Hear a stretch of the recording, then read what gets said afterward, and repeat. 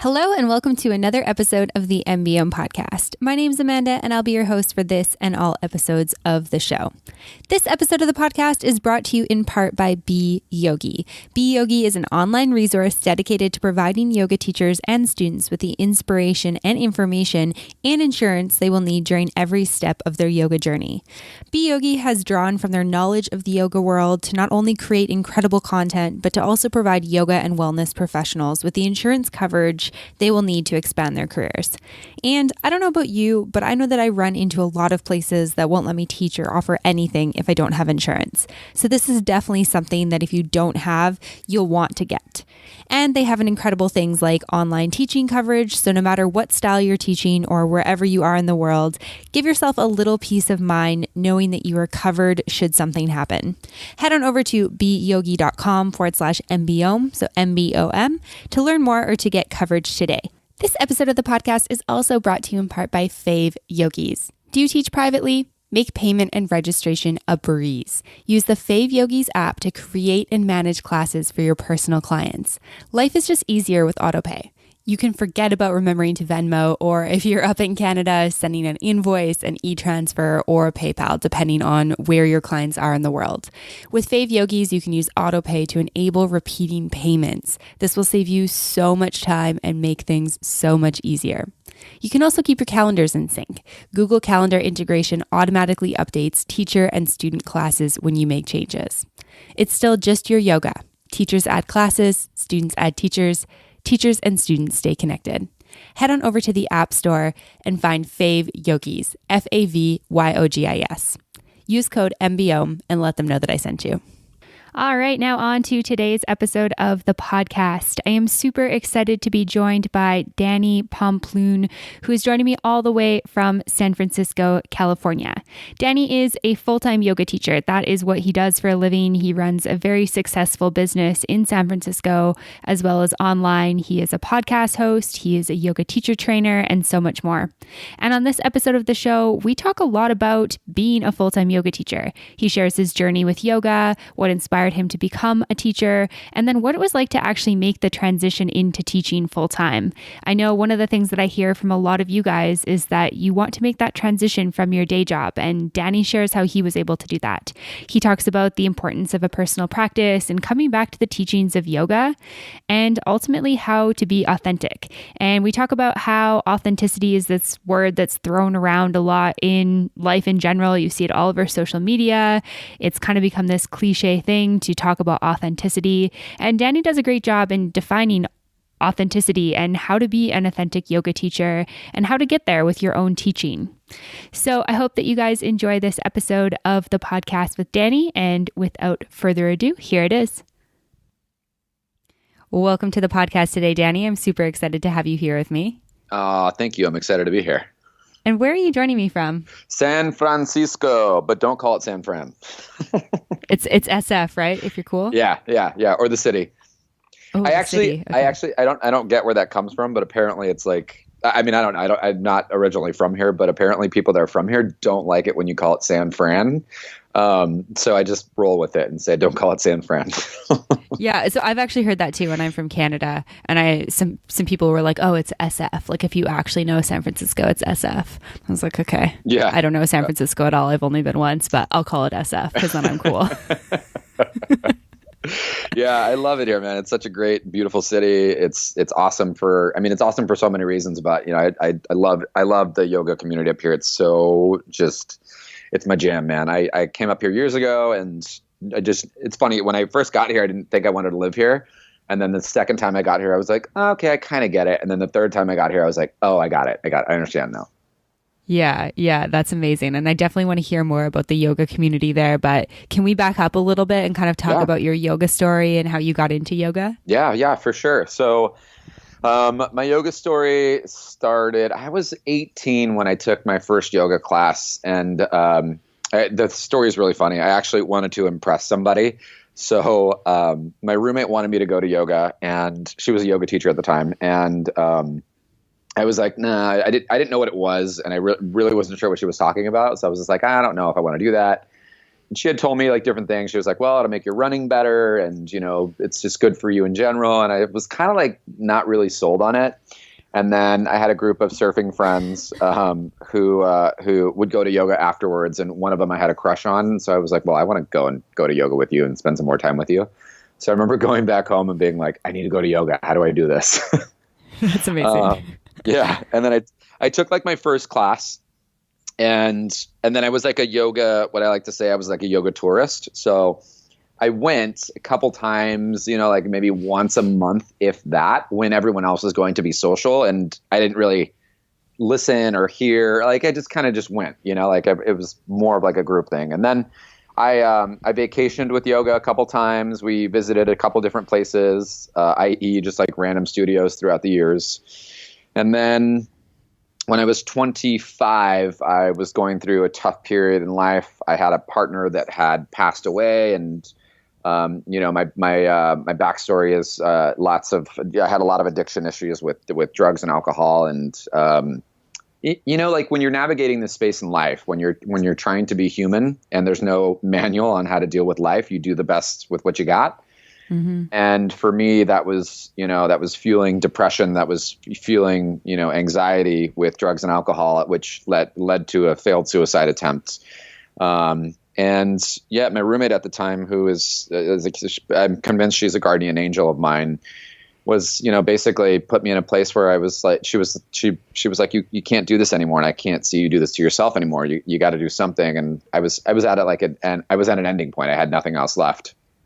And she suggested that I started going to yoga again, because they'd opened up a studio down the street from my house.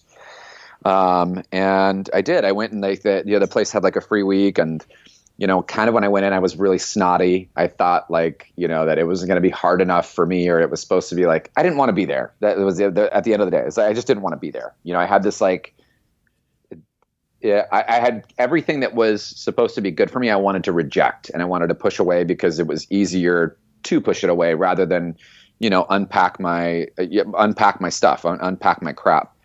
But the first teacher that I had there at that studio was so kind. And, like being a teacher now, I understand that she saw what I was going through, as, we see many students that come into the room and, into the studio, and you just know when someone's going through something. You can feel it, and you can see it in their body language. And, yeah, that's really where I started practicing. And, I was at the studio for about a month, and then I had quit one of my jobs that wasn't really healthy for me. And so I couldn't really afford to go anymore.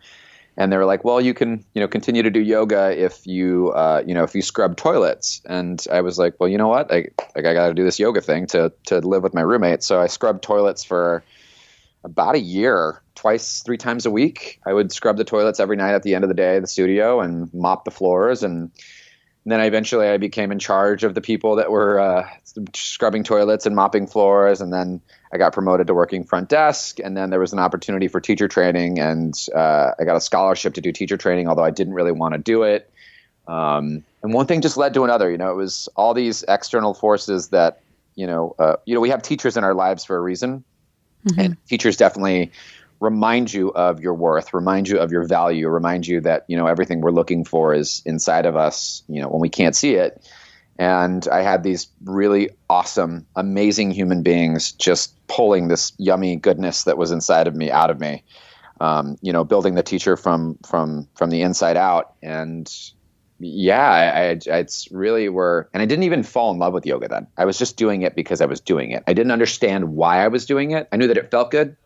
And I knew that it was better than what I was doing before, but I didn't get it until later on. Yeah, and that was how I got into it, and I still, even as a teacher for the first few years, I knew that I liked it, but I couldn't put words, and I couldn't put it into context why I like it. Now it totally, it makes sense. But that's the short answer. Yeah, that's amazing. So one of the reasons I always ask this question is because I just really love hearing how unique people's stories are. And I think there's always kind of threads of similarity that weave through our different stories. But yeah, I always think it's really beautiful to hear kind of, where we came from and what powerful experiences we had that kind of led us to become teachers. Mm-hmm. And, yours is no different. It's a very beautiful story. And so I'm curious kind of, you're at this point where you're like, okay, I'm practicing yoga. It's clearly impacting my life. Now I'm teaching and kind of doing this thing. what kind of like led you to start teaching full time and really make this like what you do as a career? That happened for me about, so it's 29, let's see, math, 2019 divided by 4, carry the 7 plus 2. You lost me at divide by 4. Square root of pi. The answer is yes. No. That happened for me.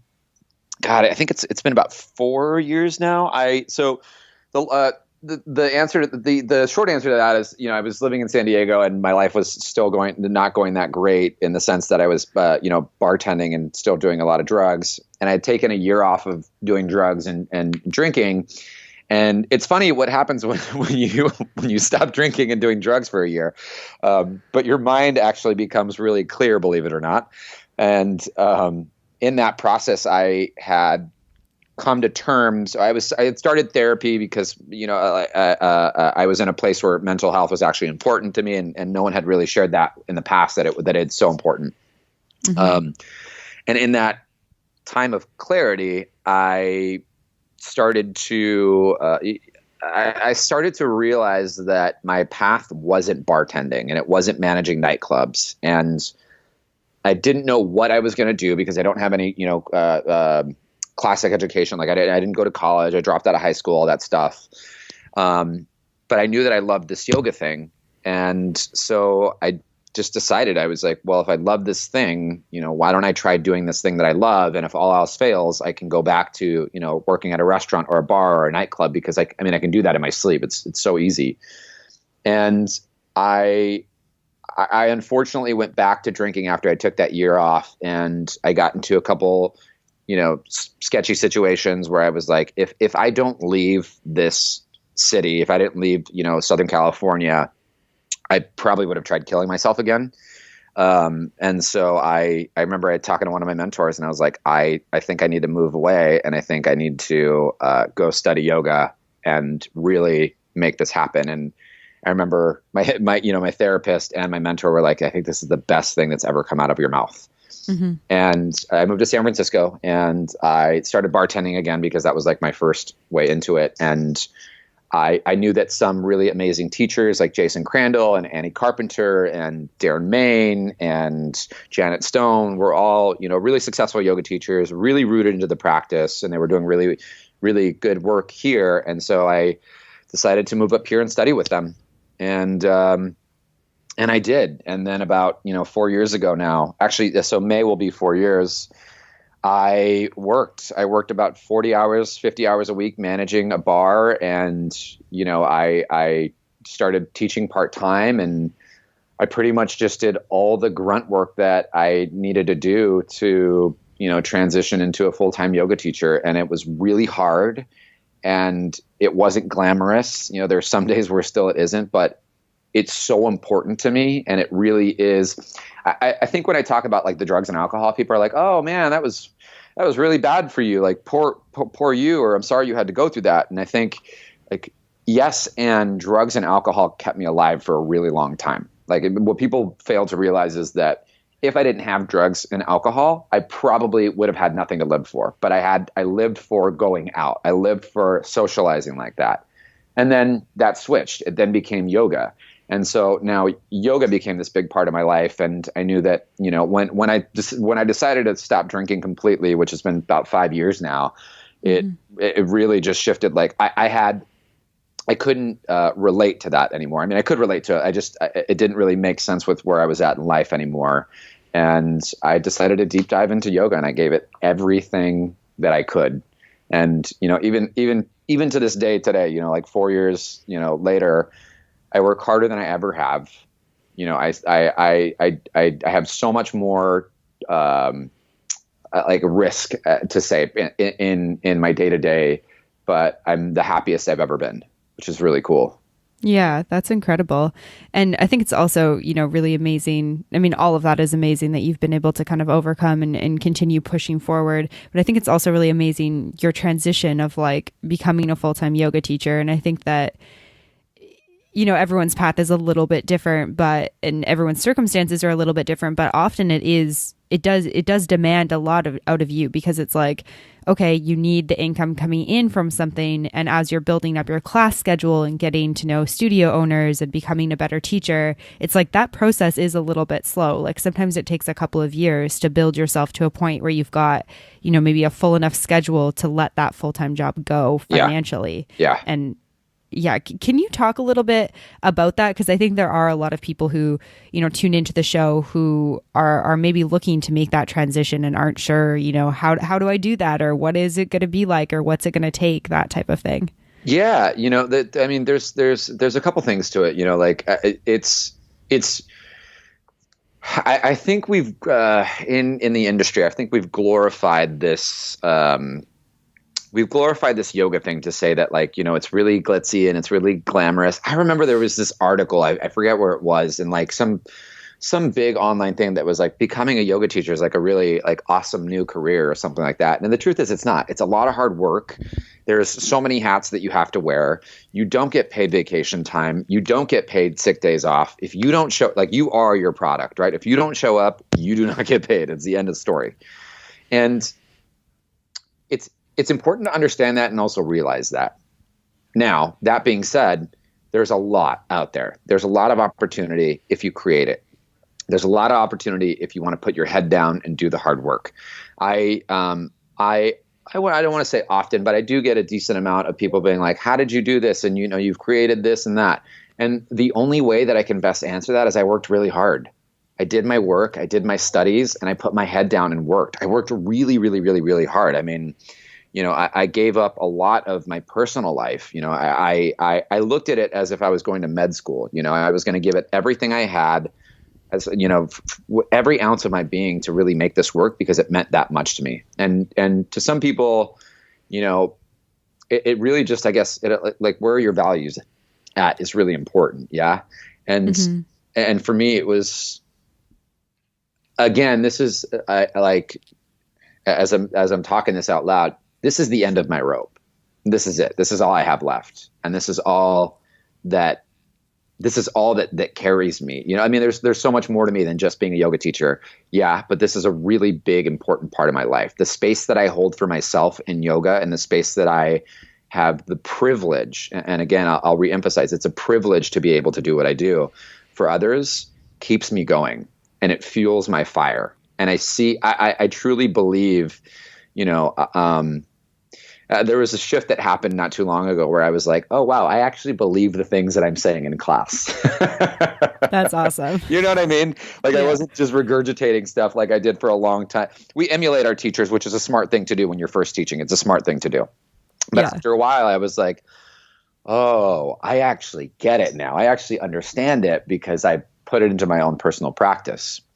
If someone's out there listening to the show and they're like, I want to go out there and do yoga full time. Yes, you can do it. And yes, you will work really hard. And yes, you're going to have those days where you're like, I can't do this. This is unattainable. It all just depends on what you're willing to put into it, And, let's step away from that story of like, oh, well, if it doesn't align with the universe and the energy, just let it walk away. Also, learn how to do some problem solving skills and learn how to work hard.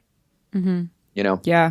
Oh yeah. I'm 100% on board with that. And I also like that, you're talking about just like hard work, like putting in the work for the things that we want. And I think, and it's partly to the fault of articles like the one that you're talking about, where somebody looks at like, oh, this is so glamorous, or this idea of going to a yoga class and feeling so good and being like, yeah, I want to be that yoga teacher, because like this would be like a really like nice kind of cushy job. Like you get to feel like this every day. Yeah. And it's like, of course, there's like, you get to feel great as a yoga teacher. Like, don't get me wrong. There's something really, really amazing, which obviously, about, having your students feel really awesome, or having those aha moments in their body or their mind.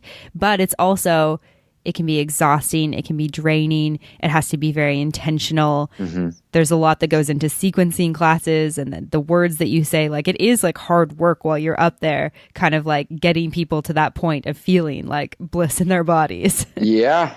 It's, again, I like, I'll just bring it back to it's hard work, but also what does work mean to you, and also what are you really, for a long time, work to me was making money to go party. and that was great. And that was a good time. And now work to me is like getting to live my passion. Like that's crazy. Like when I say that out loud, like I get to live my passion every single day. It is insane. Like the thought process that I get to like make a living doing the thing that I love the most just blows my mind.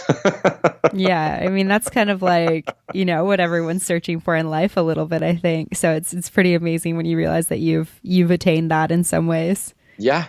Yeah, absolutely. Absolutely. Yeah, I can't even put words to it right now because I'm just like, it's even when I say it out loud, like right now, like sometimes I forget it. You know what I mean? Yeah. And I think too, it's like, it's so easy to kind of get like caught up in like our day-to-day lives and all the little things that happen. And maybe those like frustrating emails or people not responding or like, oh, that teacher didn't show up type thing. So it's kind of like you can get so stuck in the little things that it's like when we kind of like pull back and look at it, it's like, oh, wow, like this life is pretty awesome. Well, I mean, and not only that too, like, permission to be human in that. Like 100% permission to be human in that. Like permission to go through your crazy, permission to go through the stories in your head, and then also permission to return to the practice. That's why we do it. That's exactly why we do it. Every single time, that's why we do it. When we get caught up in this humanistic, mentality of like, this is the isms and this is happening to me, and like permission to come back to the practice over and over and over again to remind yourself of what really is true. Absolutely. I love that. Yeah, that's great. Hey everyone, we're taking a quick break from the podcast to talk about how to get more students to your yoga studio. Hey yoga studio owners, I'm guessing you probably opened your studio because you love yoga and want to help others live longer, healthier lives. And you probably want to make a living at it, right? But if you're like many of the other studio owners I know, reality has started to creep in. You're discovering you have to wear all the hats to keep costs down. You're the owner, you're the teacher, you're the accountant, you're the marketer, and you're the salesperson. And instead of making a healthy profit, you're living paycheck to paycheck, working long hours just to keep the lights on. Your personal practice has fallen off because there's just not enough time in the day and you're exhausted. You've tried every kind of marketing under the sun, but nothing brings new clients through the door. And you didn't start this business to twiddle your thumbs. Well, I want to tell you there's a better way. I want to show you how to stop working so hard, bouncing from one thing to the next and trying a bunch of stuff that you've seen on the internet that just doesn't seem to be working. If I give you a complete system that will help you get a minimum of 10 to 20 new students every single month, would that be worth a little bit of your time? Here it is. Ron Medlin and his team at GetYogaStudents.com has developed a 3-step system that will help you quickly grow your yoga studio to 6-figure profits and beyond without being shackled to your business. So if you're ready to grow fast and you'd like the blueprint to help you get started, visit GetYogaStudents.com today to get the exact system Ron and his team uses to help his yoga studio clients add 10, 20, or even 30 new students every single month. Head on over to GetYogaStudents.com and book your free consultation today. All right, back to the podcast episode. I'm curious, so you're in San Francisco, you're starting to teach more, you're studying with all these really, really incredible, senior teachers. Yeah. What was it like kind of like building your following in San Francisco? Because, you teach quite a bit there, you're quite popular now. Like, what was that process like? I mean, it's funny because one of my teachers, I remember asking in my first advanced training, I was like, like, what do we do as teachers to like, when we like worried about how many people are going to be in the room? And I remember he looked at me and said, Danny, I've been teaching for almost 20 years. And that thought still comes into my mind. And in that moment, I was like, oh, okay. So it's okay to have some fear and to acknowledge the fear. And then also to drop the fear out of the way and be like, oh, that's just a made up story in my head. It's hard, it was hard to build what I built, but, and again, I guess the easy answer out for me would be like, I just did my thing. But the truth is I just did my thing. I didn't try to do something else that anyone else was doing. I definitely sounded like my teachers for a really long time. I can't tell you how many times people were like, oh, that sounded like so-and-so. And I would be like, that's because it was so-and-so, because I just spent so much time with so-and-so. But I continued to process the information and practice it. And here's the one thing that I will say, more important than taking all the trainings, more important than trying to do all the marketing. Like if you're your practice, your own personal practice, is going to be your biggest teacher. And here's what I love about certain teachers in the city, that I don't necessarily think that their practice is for me, right? Whether their class is too slow, or whether their Dharma talks aren't my thing, or whether they do too much of this or too much of that, whatever it is, right? That's just kind of like picking your flavor. The cool thing is you can tell when someone is in their practice. You can tell when these senior teachers are actually working through their stuff, right? Are actually putting in the work and the efforts, versus someone that's not. When it's authentic, right? That's what attracts me to certain people. When it's authentic, when it's real, that authenticity pulls me in. And I think for me, it was like important to remind myself, like, just keep doing what is real to you. Just keep trusting in what is real to you. You know, what's going to make me different as a teacher, and what's going to make, you know, someone else different as a teacher, is they're an individual. Like, you know, at the end of the day, be you, because everyone else is already taken. That's that famous, like, I think it's like Oscar Wilde quote or whatever it is, but it's the truth. Like, you know, if you're trying to do something that someone else is doing, first off, that's not who you are. So why do that? And your story is unique in its own way, because it's you. No one else took the breath in that same moment. No one else stood the same way in your position, and no one else had the thought process that you did. So you might as well take that and run with it. Absolutely. I love that. And I love that quote. And I think too, you know, it is kind of interesting, because I think, you know, when you're a newer teacher, you kind of hear this, like, be authentic, be yourself, teach from your own practice. And I think it does take, like, kind of what you were talking about, like, a little bit to discover that. Like, obviously, you know, it feels kind of weird to be like, oh, I need to find out who I am doing this, when, like, I live in this body and, like, I am me. But there is, like, you're learning this skill set of how to actually do this thing, and you start saying things like your teachers, and then it's like, you know, you get to a point where all of a sudden you're like, oh, maybe I'll say it a different way, because in my meditation this morning it kind of came up this way for me. And I think that's kind of how you discover that authenticity. Is that kind of what you're? Yeah, 100%. That's exactly what it is. You gotta go through the trials and tribulations of trying stuff on, and then see what fits for you. And then also, how do you take the stuff that you're out there learning and make it yours? You know, like, that's important. Right. That's important. You can get all the education that you want, but if you're not, you know, integrating it into your own self and making it yours, like, you're not putting in the work, I think, you know?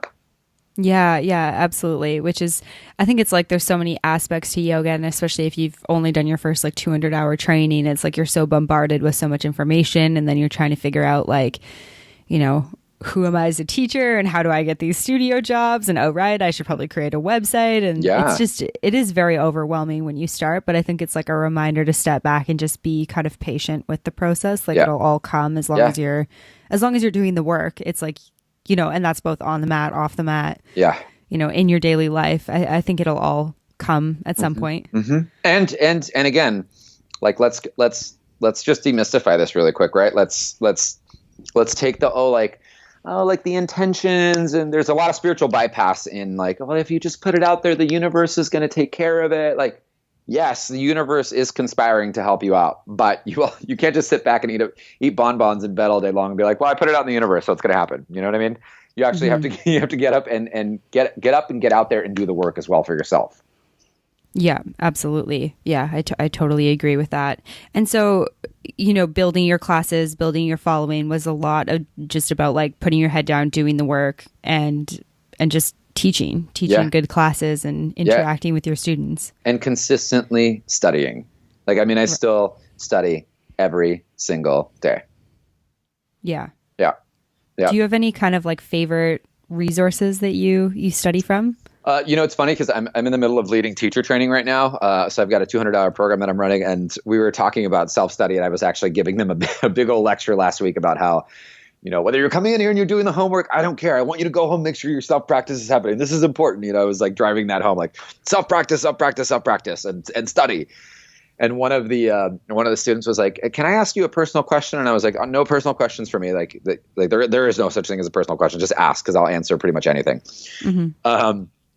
And she's like, what do you study like right now? What does that look like? And I was like, well, let's see. I have an asana teacher. I have an anatomy teacher. I have a philosophy teacher. And they're like, how often do you see your teachers? I'm like, literally once a month.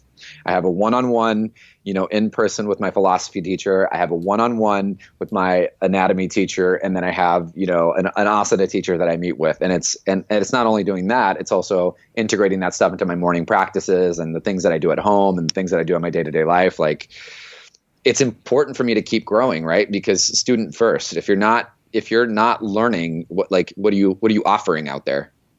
Yeah. Yeah, absolutely. No, I love that. And I love the idea too of like meeting with your teachers regularly. I think, so I did my 200-hour pretty much exactly 4 years ago, and I've done some continuing education over the last couple of years, but now I'm in my 300-hour, and being back in that like really intense seat of the student has been so powerful for me. And it's kind of like, there's a part of me that's like, why did I wait so long to do another big training? Like, I think part of me was like, oh, I need to like wait till I'm ready to do this training. But it's like, I feel like it's like, just keep learning. Like, I feel like that's what I'm really going through right now, is like continuously keep learning. Yeah. Constantly. Just keep learning. Yes. But also like, here's a really important thing about that. Like, you can stack program on top of program on top of program on top of program, but are you giving yourself time for that stuff to settle in? Because that's important as well. Don't overwhelm yourself with like just one thing after another, after another, after another. Like, take your 200-hour unsolicited advice for everyone listening. Let me tell you what to do. Here's how you should live your life. Yeah, this is how you do it. Okay, this is the only and the right way. Take your 200-hour training, and then give yourself 6 months to learn it after you're done, and then practice that stuff at home, practice that stuff in your body, and then go out and start to teach it, and then do that. Like with my first advanced training, I didn't teach any of that stuff for like 9 months, and it was because my teacher was like, you guys need time to learn this, to actually integrate this and feel this in your body. You can study the word and you can learn, an insertion point to a joint, and you can learn whatever it means. But if you can't feel it and really understand it a few times over and over, what are you teaching to? Right. Yeah.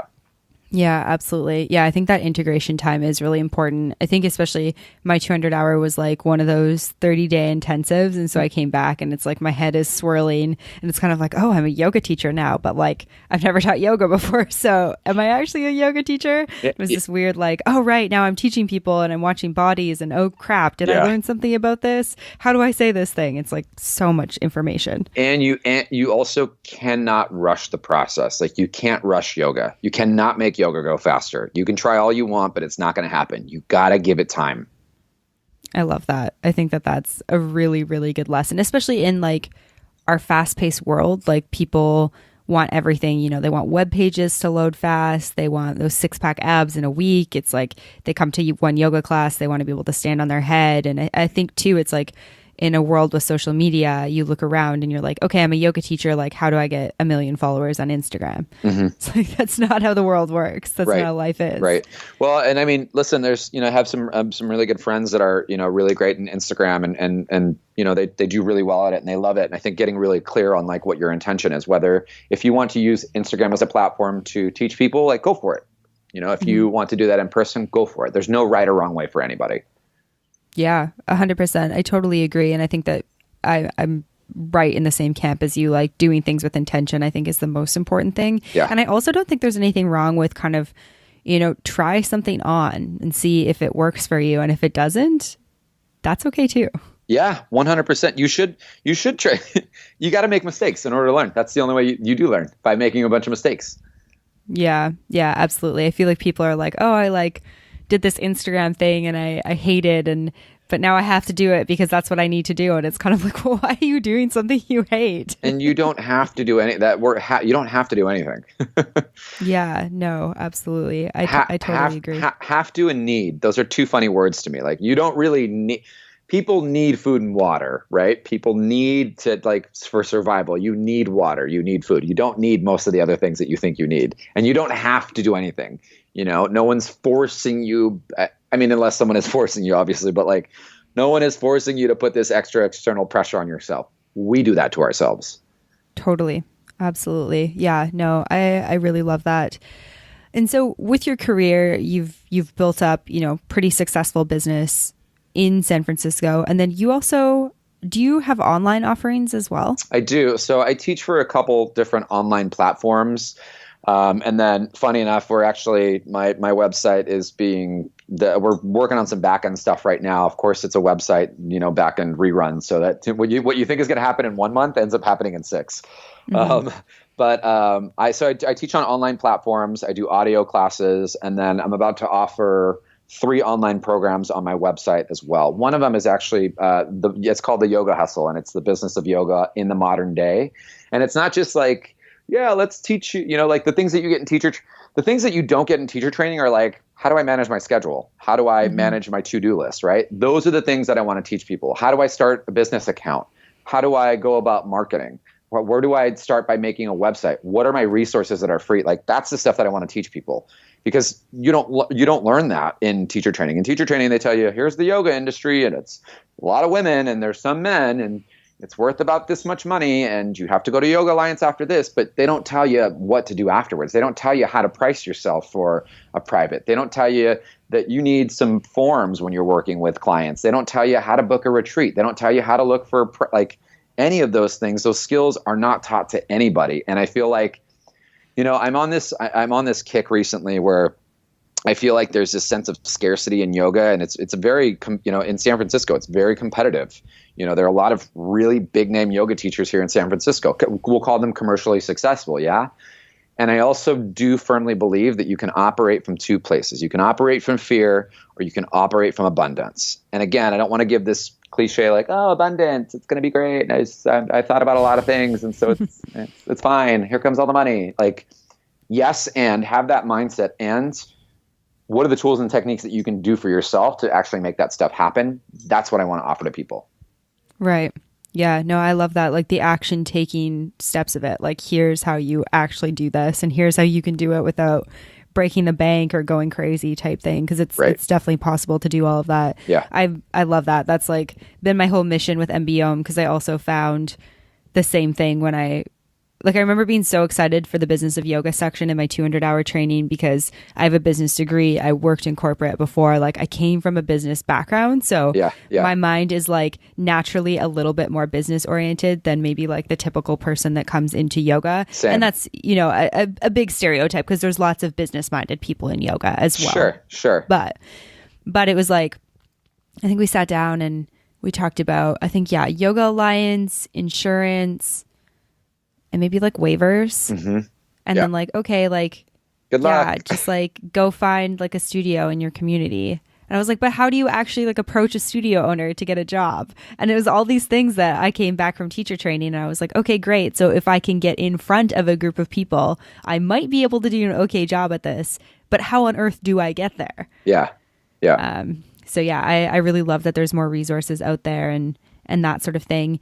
Obviously, I feel like, people should go purchase your course once it's out, but do you have any kind of like top business tips for people? Oh man, it's such a loaded question. It's like, how many hours do you have? Yeah, like do we want to do a podcast series on this? Maybe. I mean, I've been going for 3 years, so yeah. It's funny. I'm on 3 years of the podcast as well. I have a podcast as well, and I'm on year 3 right now. I think my biggest and best business tip is just stay authentic to yourself. That's it's simple and it sounds cliche, but it actually means a lot. Stay authentic to you. Do what feels right for you. Do what is honest to you. That's important. Yeah. No, I love that. I think too, with so many like business resources out there, you really need to kind of like, I don't know, trust that moral compass or kind of gut feeling, or, whatever you kind of make your decisions based on in your life about like, does this fit well for me? Does this sit right? Right. Does this studio feel like a place that I want to bring my offerings to? Yeah. Does this person feel like a good person to work with? Do I want to pay for this software? Is this campaign feel like me? Right. All that stuff. I think that's a really good one. There's a lot that goes, there's so much that goes into it. And, if you're not dialed into your compass, it's going to get rocky. Yeah. Do you have I think it's really easy, especially with the world of social media, with this whole comparison thing that as humans we tend to do. Yeah. It's easy for our compass to kind of waver a little bit. How do you kind of make sure you're always kind of in that line? Like, how do you bring yourself back? I'll bring it back to the practice every single time. I love it. Every single time you come back to the practice, and it really teaches you like what is real and what is not real, Yeah. brings, simple things, and listen, like I want to be really honest and say that I say these things out loud and they are not easy for me to practice. I slip up on them all the time. I fuck up am I allowed to cuss on the show? Yeah, it's fine. I slip up just like anybody else does, but I say it out loud to everyone listening so that I can hear it for myself as well. But like, I dive into the kleshas. I realize why am I operating out of fear? I dive into the yamas and the niyamas and realize where I'm stealing, from myself and from others. And, not literal things, but like, time and energy and, where my self-study is. Like, I just have to keep coming back to the practice over and over and over again. Right. Yeah. I think that that's a really like powerful takeaway from this whole conversation. I think just in general, like, even if you're not, we're talking specifically to yoga teachers, but I'm thinking like, even if you're not a yoga teacher, like having that type of practice that you can come back to in any business setting, any career, any life decision. It's like, we think so directly to like, okay, I'm on the mat, I'm doing this thing, but it really is this bigger practice that can help us make like all of our decisions in life. 100%. You have these tools and techniques not to lose your shit. Yeah. Being able to take a breath so that you're not like, being able to take a breath so that you don't send that email that you shouldn't have sent because you were super pissed off. Totally. Or like get kind of angry at that person in customer service because they're not moving as fast as you want or they're not being helpful type thing. Yeah. And then you're not being responsible for your actions there. You're blaming it on somebody else. Yeah, absolutely. I remember a couple years ago, I came out of teaching a class and I was standing in line at the post office and I was in the US. So it was USPS, which anyone who's been to a USPS kind of knows. It's where happiness goes to die. Yeah, it's like a feeling you get when you enter. And it was like big old line, people who clearly like do not like their jobs. Yeah. And like I'm Canadian, so like it's a little different in Canada just in how you actually do things with postage, which you probably wouldn't expect, but it is actually a little bit different. And I think I did something slightly wrong with filling out the forms and the lady like sent me to the back and I was so frustrated. It was just like, she was mean, she was rude. I'm like, your job is to help me. And I had that moment of like take a breath. Like this is like just what you were talking about as a teacher in class is like, how can we take these moments and apply them into our real life? And it was like such a good reminder for myself of like, this is the practice. Yeah. Like tree pose is not the practice. It's like these moments when you just want to shout at another human when you're like, that person doesn't want to be shouted at right now. Well, yeah. And like, saying that like, tree pose that it isn't part of the practice. Like I feel like that can start to create isms and like almost separate people because there is actually a lot of work and a lot of change that happens when you're in a pose. Yeah. There's a lot of like mental dexterity that goes into it. There's a lot of mental training and there's a lot of beauty that happens there. Yes. And you can take that off the mat for sure. Yes, absolutely. You definitely phrased that much more eloquently than I did. That's exactly what I was trying to say. I love it. That's amazing. I want to be conscious of your time. I'm curious, do you have any other kind of big takeaways from your career or kind of little golden nuggets or business tips that you want to leave listeners with today? I think, God, there's so much to it, like think about the best thing that you can do is think about what it means to you and why it's important, right? And then what are you willing, like have that serious conversation. Like what are you willing to put forth to make it happen? And then you'd be surprised. Most people, here's my advice. You can go out into this yoga world and look at everyone as competition. And I don't know about you, but I don't have time for that. And I don't have the energy for that. And I also don't want to spend like this short amount of time. Yeah, from what I know, I only have this one lifetime on this planet. There could be another one I don't know yet. When I find that out, I will let you know. But I would rather look at everyone as a colleague versus a competition. Yes, we're all going for the same thing for sure. And yes, I firmly do wholeheartedly believe that we can work together and learn from each other. I love that. I'm 100% in agreement with that. And I think that, I feel like it's so easy to have comparison, especially I feel like with social media, but in a class setting too, it's easy to kind of get caught up in like how cute somebody's outfit is and how good their handstand is. And you do have to, I mean, that's part of the practice too. Coming back to that is, you know, coming back into permission to remember you're human, permission to remember that you are human. Absolutely. And that it's probably never going to go away, but it's kind of how we kind of interact with the world with those feelings. Yeah. And then, I think remembering that there's also enough. There's enough students for all of us. There is enough. Yes, there is enough. Like we are enough. There is enough. It's all good enough. Yeah, there's enough. That's it. There is enough, and we are enough. You are enough. I am enough. And there's a lot going on there.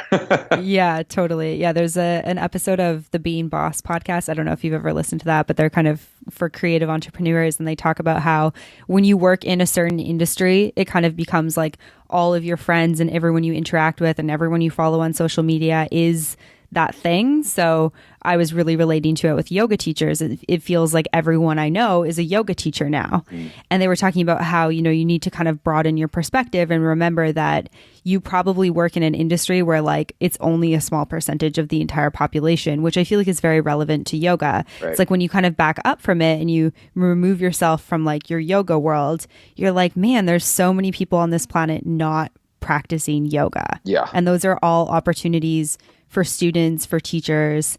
It's this reminder that like we don't have to work against each other. We can work with each other to kind of like better the planet as a whole and get more people practicing yoga. Yeah, 100%. Yeah, I couldn't agree more. Amazing.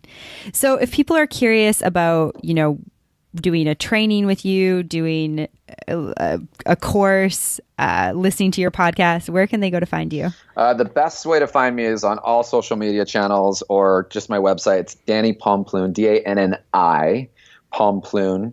That's Pomplun. And you can find out my what's going on there. My schedule's always live and up to date. All my workshops are on there. If you happen to be in the Bay Area around December, I'm leading a 3-day course on the yoga business hustle, and I priced it for yoga. I made it for yoga teachers. I priced it for yoga teachers. My goal is really just to help yoga teachers out there. But then I offer like a bunch of the other stuff that I love that's so important to me as well. You know, I love playing on my hands, so I do arm balancing things. You know, meditation is a big part of my life, so I do that. And it's just it's an intro to my fun, crazy world. Amazing. I love it.